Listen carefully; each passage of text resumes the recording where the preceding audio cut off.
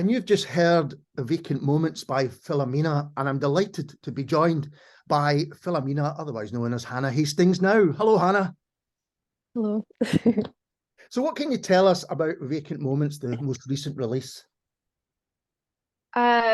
So yeah, Vacant Moments was my first single to come out after the previous one, Lavender.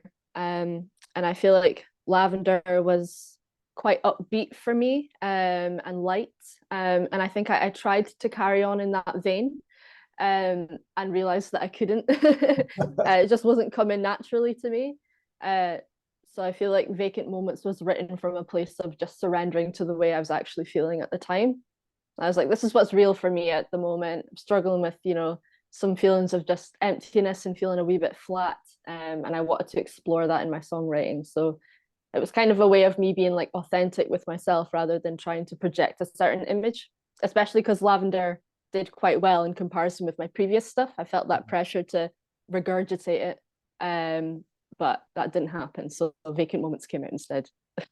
That's really interesting, because I was going to say, with your music and your lyrics in particular, you're very honest about yourself, and it seems to me you dig quite deep into your own feelings in them. And is that so? Lavender felt like maybe a departure from that, did it? I think Lavender was still quite authentic in terms of the way it was written, but it was just about something a lot lighter. Right. So which it was a nice experience to write that. But at the same time, as optimistic and stuff as Lavender sounds, it's also about being fed up with dating and feeling disappointed by things not going anywhere. Although it still sounds really light and stuff like that, there's still those feelings going into it. But I would say it's like how upbeat it sounds is quite unusual for me. Because I have to say, I mean, yeah. I know what you're saying, but it still sounds like a Philomena song, definitely. You've got this style, I think, which, people who have heard you before will recognize other music from you. Yeah, thank you. That's nice to hear. So Vacant Moments is a collaboration. Is that something that you enjoy, kind of bringing in other people and working with them? I feel like it's something I used to do a lot more prior to uploading onto Spotify, because I started out using SoundCloud when I was about 16 and I'm 27 now. So I met a lot of people through that platform and used to collaborate with rappers sometimes. So yeah, it's definitely something that I've done before, and yeah, no, I do enjoy it, but I feel like it has to be the right collaboration. I don't want to do a collaboration just for the sake of it. It has to be the right fit. For example, like with Vacant Moments, it's quite a personal, emotional song. So if I'd gotten a rap verse on it that didn't really have much depth to it, it wouldn't have been right. Whereas the verse that Crud did for it was perfect, really, because it really carried on in the same vein as what I was talking about. So tell us a little bit about your life in music, because it's an interesting story. It takes over classical music. You've got grunge influence. You've got songwriter stuff, and now more kind of R&B. It's quite a kind of journey that you've kind of gone through in terms of your music, and I think you can hear everything in your music as well. Okay. If you listen closely, which is really interesting. So tell us a bit about how you got started and how you came to this point. Yeah, so well, I was lucky enough to get taught music at school, and I carried that as long as I could. I did it at advanced higher at school, and my instruments were piano and voice. So I sang some classical songs, some Italian songs, some Broadway stuff, so I got experience singing different things. I really, really enjoyed it. And then yeah, at that point though, I was also had a band in high school, and I was kind of playing more of my grungy stuff and exploring songwriting. I started writing songs around 13 and learned guitar. So yeah, I suppose I had this like classical training going on at school whilst also playing more like grungy stuff in the band in my personal time. And then the older I got, sort of in my late teens, early 20s, I started to really fall in love with hip hop and R&B. And yeah, because of that, my sound shifted. I started learning to produce just on GarageBand, so I used to produce my own stuff. And that was more sort of like dark pop, alternative hip hop inspired stuff. And then I think when I started collaborating with really experienced producers, it's when my sound kind of shifted to more of the philomenah stuff. It just sounded a bit more polished, and yeah, I just found it really beneficial for like developing my sound, like working with other producers. So and how does that kind of relationship work? Do you know, because you already had your sound that you kind of done yourself, did the producers have to understand that rather than do something radically different, or is it basically how does it work between you and your producers? well, the producer that I worked with on White Dove, he produces under the name RJ Cherry, and it was kind of interesting how we met because I played a hip hop gig at Leaf Depot in Edinburgh, and his friend was there, and then his friend told him, "Oh, I saw this singer. I think you might like her." And then he reached out on Twitter, and that's actually how we met. So it was like quite organic, which was nice. So then I listened to some of the stuff that he'd produced, and I brought some of my songwriting to him. And I think we just had a lot of conversations about what my influences were. And like I sent him a lot of tracks that I was inspired by. And also a couple of the tracks on the White Dove EP were instrumentals that I found online that I purchased. And then we took them into the studio and tweaked them to make it more individual to what I was making. So it's hard to give you like a straightforward answer. There's lots of different things that's gone into working with producers, but I think it's just important that they're receptive to my input. Really, with it is the most important thing. It's interesting to see how people might develop working with other people but still remain, you know, true to themselves, and that kind of true to yourself, that seems to me, listening to your songs is very important. Would that be right? Yeah, I would say so. I just did a feature on a blog called When the Horn Blows. I don't know if you're familiar with it, and they basically asked me a bunch of questions about what inspired my most recent release, and one of the questions was, what are the 3 artists that I'm most inspired by? And the people that I chose are all people who are very true to themselves, and that are willing to explore the more darker aspects of like human nature, and people that are just kind of trailblazers in their own right. Like one of the people I chose is PJ Harvey. She's a big influence of mine.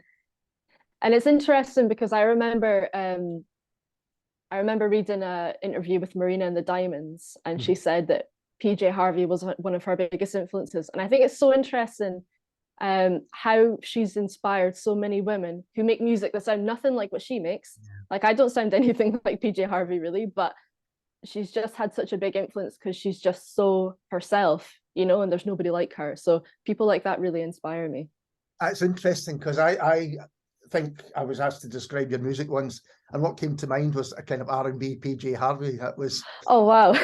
Seriously, yeah. But I think what's interesting about, she's one of my favorite artists as well, and she's done such a bit like yourself. A lot of stuff is different, but it remains PJ Harvey at its heart. And I think, you know, listening to your stuff, you're saying that Lavender, which we'll hear later, has a kind of light overall feel to it, but as I say, it's still a philomenah record. So that's an interesting one to pick up on, because there's something in there, I think, and not just in the way that the music is, but in the kind of core of you as an artist. You know, I saw you play live recently supporting Josephine Sillars at Hug and Pint, and you know, you seem very confident in who you are and how you present yourself. I think that's the thing. I don't know whether is the case, but that's how it comes over as a member of the audience.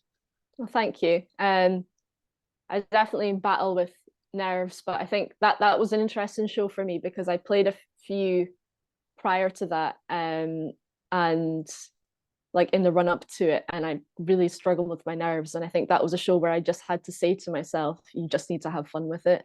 Like I kind of had to give myself a pep talk, and it was like, people are going to have more fun if they see you having fun. So I kind of made a decision to try and, like, you know, get through the nerves. So I'm glad that sort of came across. Is it something that you enjoy doing though, playing live? There's things I like about it, and there's things that I find challenging about it. I think it's so important to perform live. Like I know there's a lot of artists who are more bedroom artists and they just put their stuff online and that suits them and that's absolutely fine. But for me, I just think it's such an integral part of being an artist. You need to put yourself out there, you know, and you're making yourself so vulnerable. It's so scary, but like you make those real connections with people in the audience, whether you end up speaking to them or not, you know. And there's you can't hide behind like an online curated image, you know, which is so easy to do on Instagram. Everything's so polished and you know, but when you're live, it's like people are really seeing you. So I think it's so important to do that, even though it can be difficult. But for me, I find that it's like really character building, and I think it helps me develop more as an artist. And I think post COVID, I've found, having gone to quite a few gigs, is that more than ever, audiences are on people's sides. They want to support and be, you know, because yeah, it's taken away from us. And I personally, I missed it so much. And you get that in rooms that people are really wanting, you know, willing for things to go well. Yeah, I think that's right. And I think also with people being more aware of how the arts suffered during COVID, and how much a lot of artists really relied on touring just for you know, for their livelihood. And yeah, so I think you can feel that support. And have you got any plans to do any live shows in the future? I've done 3 actually since the start of the year. I played at the Hug and Pint again, and then I did So Far Sounds Glasgow, and then I did So Far Sounds Edinburgh. And I really like doing sort of more stripped back sets as well. I just played guitar with both of those. At the moment, I don't have anything lined up, but I am speaking to a few promoters, so I'm, you know, actively trying to get more stuff in the books. But I'm also enjoying this time in between when I don't have anything to stress about at the moment, really. Well, when you do have dates, let me know and I'll tell our listeners where they can find you. Thank you. Do you have plans for what's happening next in terms of even releasing music, or are you taking a bit of a breather for now? So I've been doing a lot of writing over the past couple of months, and I do have a few dates booked in the studio to, you know, lay down some vocals and work on some stuff. So it's maybe not going to be really soon, but I definitely have stuff I'm working on at the moment. And yeah, maybe going to be somewhat in a similar vein to Vacant Moments, maybe not with the subject matter, but with it sounding a bit darker and maybe a bit more like nocturnal kind of. So yeah, I am working on music at the moment. I think going back to you doing live sets, and you say that you've been playing just acoustic guitar and yourself. I mean, that's the sign for me, I think, of a great song, is that it can be produced and presented in different ways as it is on record and recorded.